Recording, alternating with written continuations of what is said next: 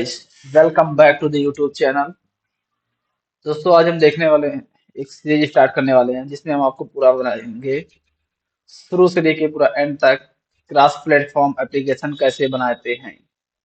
तो सबसे पहले समझ लेते हैं क्रॉस प्लेटफॉर्म एप्लीकेशन होता क्या है। क्रॉस प्लेटफॉर्म्स का मतलब होता है कि एक ऐसा एप्लीकेशन जो कि एक बार हम बनाए उसको, और जितने भी अवेलेबल प्लेटफॉर्म्स हैं like Android, iOS, desktop and web, सारे प्लेटफॉर्म पे उस एप्लीकेशन जो है वो रन होने के लिए कैपेबल हो। तो उसके लिए हम लोग क्या करने वाले हैं, एक हम लोग फ्रेमवर्क यूज करेंगे जो कि है फ्लटर। फ्लटर क्या करता है बेसिकली, ये सबसे पहले जान लेते हैं है क्या। फ्लटर एक ओपन सोर्स लाइब्रेरी है जो कि गूगल के द्वारा डेवलप की गई है। ये बिहाइंड द सीन एक न्यू लैंग्वेज को यूज करती है जिसका नाम डार्ट है, जो कि फ्रंट एंड के लिए बनाया गया है, जो कि काफी फास्ट एंड और भी बहुत सारी चीजें प्रोवाइड करता है, जिसको लेटर ऑन इस वीडियो में समझेंगे कि होता क्या है। चलिए आगे बढ़ते हैं। फ्लटर जो है एक ओपन सोर्स है, फ्रेमवर्क है जो कि यूआई, सॉफ्टवेयर डेवलपमेंट का यूआई पार्ट जो है उसको बनाने के काम आता है। फ्लटर जो है डिजाइन किया गया है कि ऐसा करता है कि नेटिवली जो होते हैं सारे जो प्लेटफॉर्म है उस पर कंपाइल कर देता है उसको। मतलब कि जैसे कि हमने कोड को फ्लटर में एक बार लिख दिया, तो डायरेक्टली फ्लटर का जो है डायरेक्ट उसके थ्रू ये रन नहीं होता है। वो क्या करता है, उसी कोड को पूरा कंपाइल करता है। अगर हम मोबाइल पे उसको रन करना चाहते हैं तो मोबाइल का जो होता है सीन, जैसे उसको कंपाइल किया जाता है, जैसे हम लोग एंड्रॉइड जो जावा में कोड लिखते हैं कंपाइल करते हैं, उसमें उसके हिसाब से वो कंपाइल कर देता है। अगर वेब में हमें करना है तो ये जावा स्क्रिप्ट में कंपाइल करता है। उसी तरीके से अगर हमें डेस्कटॉप पे उसका बनाना है तो उसके लिए ये सी के जो कंपाइलर होते हैं उनके मदद से ये उसको कंपाइल करके डेस्कटॉप एप्लीकेशन जो है वो बना के दे देता है। तो इससे क्या होता है कि अपनी जो जब ये नेटिव में उसको कंपाइल करता है एंड्रॉइड आईओएस सब में, तो इससे हमारी जो एप्लीकेशन होती है उसकी परफॉर्मेंस जो है वो काफी हद तक बढ़ जाती है। लेकिन उसके आगे देखते हैं कि ये फ्लटर जो है काम कैसे करता है। तो फ्लटर जो है यूआई को बनाने के लिए विजिट बेस्ड आर्किटेक्चर को जो है फॉलो करता है। अब ये विजिट बेस्ड आर्किटेक्चर होता क्या है, चलिए इसको देखते हैं। तो विजिट बेस्ड आर्किटेक्चर में होता है कि फ्लटर जो क्या करता है, ये कुछ set of pre defined visit हमको प्रोवाइड करता है, और कहता है कि ये विजिट है बेसिक विजिट जिसको आपको जरूरत लगेगी पूरा यूआई को बनाने के लिए। इसी की मदद से आप अपना जो पेज है उसको पूरा डिजाइन करिए। उसमें कुछ राउटिंग के सीन दे देता है, कुछ स्टेट मैनेज करने के लिए देता है। तो बेसिक जैसे हमें अगर कोई फॉर्म बनानी है तो उसको फॉर्म के लिए एक विजिट दे देगा कि ये विजिट है, इसमें जो भी चीजें ऐड करनी है उसको ऐड करो और अपने हिसाब से पूरा उसे बनाओ। जस्ट फॉर एग्जाम्पल ये समझो, फ्लटर जो है अपने को जैसे एग्जाम्पल के तौर पर समझो कि अगर हमें घर बनाना है तो ये पूरा ईट और सीमेंट और जो भी चीजें उसकी लगती है घर बनाने के लिए, वो सारी चीजें हमको दे देता है उठा के एज ए विजिट। और उसके बाद हमारा काम क्या होता है कि इन सारे विजिट को, यानी कि जो भी मटेरियल है घर बनाने के, उसको उठा करके हम जैसा चाहें वैसा अपना घर बना सकते हैं।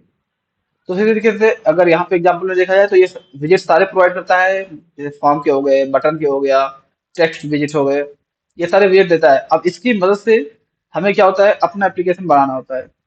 एप्लीकेशन हम कैसा बनाएं इस पे फ्लटर कुछ भी नहीं कहता है। तो वो कहता है आपको जैसा बनाना है वो आप वैसा बनाइए। हमारा काम था बस आपको सारे मटेरियल प्रोवाइड करने का। तो ये सारे मटेरियल प्रोवाइड करके वहां से एग्जिट ले लेता है।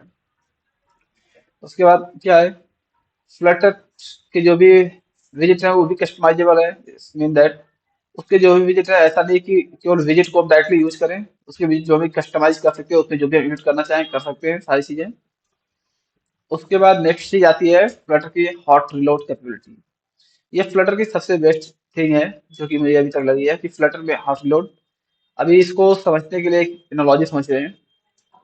जैसे कि मान लीजिए आप कोई एप्लीकेशन बना रहे हैं, आपने एप्लीकेशन बनाया, उसको कंपाइल किया, और आपके डिवाइस पे वो रन हो रहा है, आप उसको देख रहे हैं। अब आपने उसमें फिर से कुछ चेंजेस किए।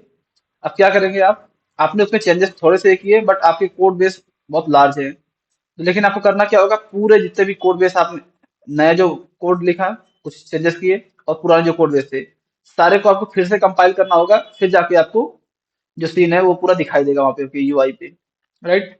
बट फ्लटर क्या करता है, यहीं पे एक नई चीज लेके आता है, हॉट रिलोड। ये क्या करता है, आपने पूरा जो कोड बेस एक बार कंपाइल करना था वो आपने कर लिया। अब आप जो भी नए कंपाइल उसमें कोड में एडिट करेंगे, चेंजेस करेंगे, उसको क्या करेगा, बस केवल ये उतनी चीज को उठाएगा और उसको कंपाइल करके और यूआई को बोल देगा ये नई चीजें कंपाइल होके आई है, इसको अपडेट कर दो यूआई पे। तो जब ये केवल एक पोर्शन है जो कि हमने एडिट किया है, बस केवल उसी को कंपाइल करता है, तो इससे अपनी कंपाइलेशन टाइम थोड़ी सी बढ़ जाती है। और इससे क्या होता है कि अपना जो भी, मान लीजिए हम किसी एप्लीकेशन पे है, टेस्ट कर रहे हैं, अभी उसको यूज कर रहे हैं, तो जिस पेज पे हम लोग हैं उसी पेज पे वो रहता है। ऐसा नहीं होता कि हमारा एप्लीकेशन भी रीस्टार्ट हो जाता है। जैसे कि नॉर्मली हम कंपाइल करके ओपन करते हैं तो हमारा एप्लीकेशन स्टार्टिंग से स्टार्ट होता है, बट जब हम हार्ड रिलोड करते हैं तो ये ऐसा नहीं होता है। वो आप जहां पर थे वहीं पर रहते हैं। और उसके बाद क्या होता है, जैसे कि हार्ड रिलोड से फिर ये क्या होता है, इसमें क्या है कि अपना समय बचता है, तो इससे अपना जो डेवलपमेंट है, स्पीड है, वो थोड़ी सी बढ़ जाती है। उसके बाद आता है कि हम फ्लटर को ही क्यों चूज करें। तो फ्लटर जो है बहुत सारी चीजें प्रोवाइड करता है, जैसा कि फर्स्ट हो गया इसका क्लास क्लास प्लेटफॉर्म, यानी कि हम कोड एक बार लिखें, सिंगल कोड बेस, और उसी से हम मल्टीपल प्लेटफॉर्म के लिए कोड बना सकें, आई मीन रिजल्ट अपना आ सके सॉफ्टवेयर। तो इसको सबसे पहले समझ सकते हैं, जैसे कि मान लीजिए अगर हम पहले कोई भी एप्लीकेशन बनाए एंड्रॉयड में और फिर हमें सेम वही फंक्शनलिटी आईओएस के लिए भी चाहिए, तो हमें क्या करना होगा, आईओएस के लिए अलग से डेवलपर हायर करने होंगे और फिर वो लोग वही code base, I mean same वैसा ही यूआई बनाने का ट्राई करेंगे। हो सकता है कुछ वो लोग सेम वैसा बना पाए, कुछ चीजें वो लोग ना कर पाए, तो थोड़े बहुत चेंजेस भी रहेंगे, प्लस डेवलपर भी एक्स्ट्रा बढ़ गए, तो इससे क्या होगा कि हमारे खर्चे भी बढ़ जाते हैं, प्लस वो लोग कुछ टाइम भी लेंगे एक्स्ट्रा अधिक डेवलप करने के लिए। और फिर लेटर ऑन देखोगे, अगर हमें वेब के लिए बनाना है तो वेब के लिए अलग से वेब डेवलपर हायर करने होंगे, और डेस्कटॉप के लिए अगर बनाना है फिर डेस्कटॉप के लिए अलग से डेवलपर हायर करने होंगे। तो इससे क्या होगा, अपनी मैन पावर जो है वो काफी बढ़ जाती है। बट इसी बीच में जब फ्लटर आता है तो क्या करता है कि आप लोग बस केवल हमें यूज करिए, एक बार आप कोड लिखिए, और जितने भी प्लेटफॉर्म है सारे के लिए मैं काम करके देगा। ये वही सीन हो गया कि बाप का, दादा का, भाई का, सबका बदला लेगा। तो सीन वही है कि एक बार आप कोड लिखिए और ये उसको वहां पे आपको रन करने के लायक आपको सॉफ्टवेयर बना के दे देगा सारे प्लेटफॉर्म के लिए, चाहे आप किसी भी प्लेटफॉर्म पे, यहाँ तक कि आप, इसमें मेंशन नहीं है वॉच का, आप अगर वॉच भी कोई है आपका आईओएस का वॉच है या फिर एंड्रॉइड का, तो उसके लिए भी आप या फिर कोड, एक ही कोड पे उस पे भी रन कर सकते हैं। और फिर इससे क्या होता है, क्रॉस प्लेटफॉर्म से भाई जो डेवलपमेंट की जो है कॉस्ट है वो रिड्यूस हो जाती है, प्लस टाइम भी अपना बच जाता है इधर से। नेक्स्ट देखते हैं कंसिस्टेंट यूआई, जैसा कि मैंने पिछले स्लाइड में मेंशन किया, अगर मल्टीपल डेवलपर काम कर रहे हैं मल्टी हर एक प्लेटफॉर्म के लिए, तो ये इंश्योर करना कि सारे डेवलपर जो है एक जैसा ही यूआई बनाएंगे, ये थोड़ी सी डिफिकल्ट होती है। बट क्या यहाँ पे फ्लटर जो आता है तो ये सेम ही कोड बेस यूज करता है हर एक प्लेटफॉर्म के लिए, तो आपकी जो भी आपने यूआई बनाया है वो हर एक प्लेटफॉर्म पे एक जैसा ही दिखेगा। बट अगर आप चेंजेस करना चाहते हैं तो आप वो भी कर सकते हैं, इसमें उसने वो भी प्रोवाइड किया है कि आप हर एक प्लेटफॉर्म के हिसाब से भी चेंजेस कर सकते हैं। ऐसा कुछ इसमें वो नहीं है, फोर्स कुछ नहीं किया जा रहा आपको, आप जैसा करना चाहें वैसा कर सकते हैं। इसमें क्या होता है कि एक ही जैसा आपका यूजर इंटरफेस, चाहे आप एंड्रॉइड में आईओएस में, सब पे आपको एक जैसा इंटरफेस मिलेगा। उसके बाद आते हैं इसके जो एक यूआई है वो कैसे है। तो विजिट बेस्ड अप्रोच जो है अलाउ करता है अपने को expressive and intuitive UI design. अब इसका मतलब क्या होता है, ये सिंपल सा होता है कि इसमें आपको जो है जो भी काम करना है आप प्लग करें और यूज करें, ऐसे सीन पे काम करता है थोड़ी सी। जैसे कि विजिट इसमें आते हैं, विजिट को आप इंपोर्ट करिए, उसको यूज करिए, उसमें जो भी आपको चेंजेस करना है अपने हिसाब से उसको कस्टमाइज करिए, और आपका काम रेडी हो चुका है। सीन वही चीज होता है। अब फ्लटर जो है क्या है, कई तरह के वैरायटी में विजिट जो है प्रोवाइड करता है, जैसे जितने की हमें जरूरत पड़ती है एक एप्लीकेशन को बनाने के लिए। जैसे से अपने को क्या होता है, जैसे अगर हम एंड्रॉइड ऐप की बात करें तो हमें ऐप बार की जरूरत होती है, हमें उसके बॉटम की बात होती है, हमें ड्रावर की जरूरत होती है, बटन की हमें जरूरत होती है, फॉर्म की जरूरत होती है। तो ये सारी चीजें लगभग आप जितनी भी सोच सकते हैं सारी चीजें वो प्रोवाइड करता है। और अगर कुछ नहीं भी आपको मिसिंग लगता है कि है, तो आप इन सब का यूज करके आप अपना खुद का कस्टम विजिट बना सकते हैं। उसके बाद यही है कि सारे विजिट जो है प्रॉपर कस्टमाइजेबल है। और आते हैं फिर नेक्स्ट परफॉर्मेंस पे, कि जैसे हमारा जो कोड है, यूआई जो वो तो बन चुका, सब पे अच्छे से चल रहा है।